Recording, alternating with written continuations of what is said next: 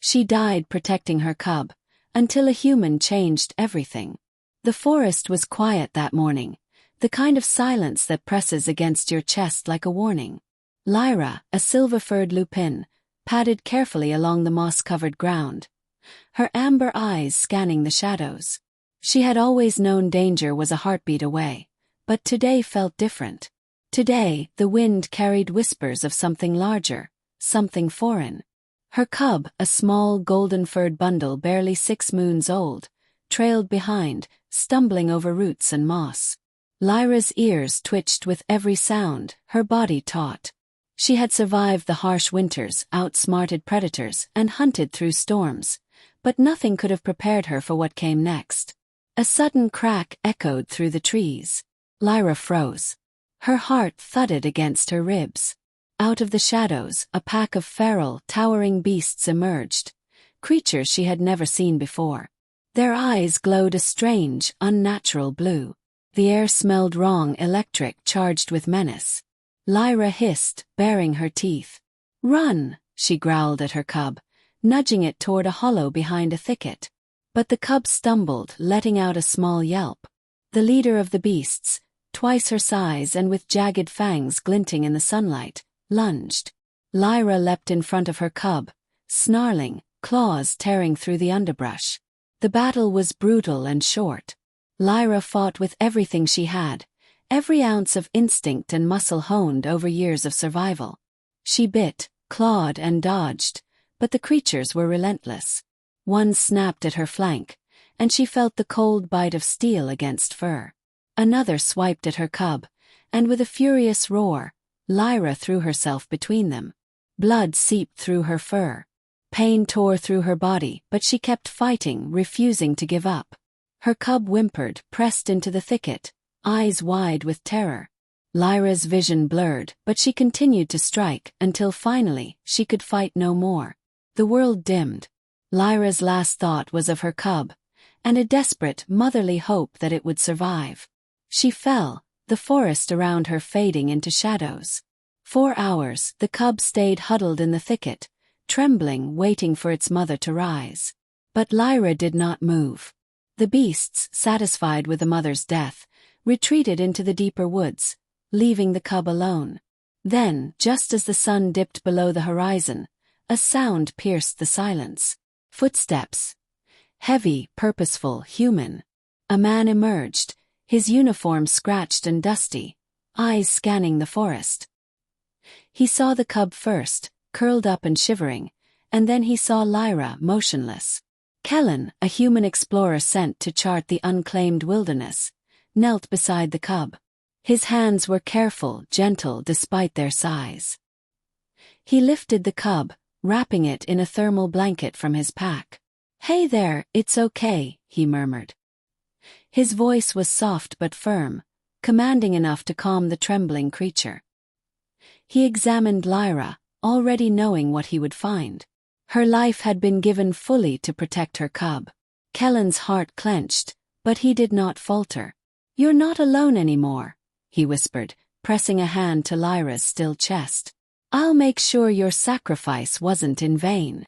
Over the following days, Kellan carried the cub through the forest, keeping it safe, feeding it, talking to it as though it could understand him, and maybe in some way it could. The cub began to trust him, nuzzling his hand and following his every step. He buried Lyra at the base of an ancient oak, her silver fur glinting in the morning sun. He marked the site with a carved symbol, a paw cradled in human hands, so that no predator or traveler would disturb her rest. "You were brave," he said softly, tears tracing down his cheeks. "And now, your cub will live to see the world because of you." Months passed, and the cub grew under Kellan's care. It learned to hunt, to track, to survive, but it also learned trust, compassion, and an unspoken bond with the human who had saved its life. Kellan named it Sora, and together they became an inseparable team. One spring morning, Kellan and Sora stood at the edge of the forest, watching the sunrise. The cub, now larger and strong, nudged Kellan's hand. Its amber eyes, so like Lyra's, seemed to shine with recognition, gratitude, and something deeper, a promise. You did what your mother couldn't finish, Kellan said, voice steady with emotion.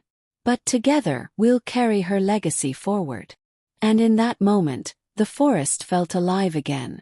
The echoes of Lyra's courage lingered in the wind, a reminder that heroism doesn't always come from strength alone. It comes from love, sacrifice, and the connections that transcend species. Sora turned back into the forest, powerful and free, yet always returning to Kellan's side. The human and the cub had forged something extraordinary, a bridge between worlds, a testament to the idea that even in a universe of predators and prey, hope, loyalty, and courage could redefine everything. Lyra's death had been tragic, but in her sacrifice, a new chapter of life had begun, one where humans and beasts could coexist, protect, and heal. Kellan knelt beside Lyra's silver-furred body, her amber eyes closed forever. The forest was quiet now, the echoes of the battle fading, leaving only the soft whimpers of her cub, pressed against her lifeless form. Tears stung Kellan's eyes as he gently scooped up the trembling cub. "You're not alone anymore," he whispered, wrapping it in his thermal blanket. He carried the cub through the dense forest, feeding and comforting it, his presence slowly easing its fear. In Lyra's absence, Kellan became the protector she had once been, guiding the cub through the wilderness, teaching it to survive while offering safety and trust. He named the cub Sora, and under his care, the small golden-furred creature grew stronger every day. Kellan returned to bury Lyra at the base of an ancient oak, carving a simple symbol of a paw cradled in human hands. "You were brave," he murmured, "and because of your courage, your cub will live." As months passed, Sora matured into a powerful and agile wolf, yet the bond with Kellan deepened. Together they explored the forest, hunted, and survived, forming an extraordinary partnership that transcended species. Sora's amber eyes still carried Lyra's spirit, a reminder of the love and sacrifice that had given it life. One morning, as the sun rose through the trees, Kellan watched Sora nuzzle his hand, a silent promise of loyalty and trust. Lyra's death had been tragic, but her sacrifice had sown hope. Through the human who had stepped in at the right moment, her legacy endured, a bridge between worlds where courage, love, and compassion could redefine what it meant to survive.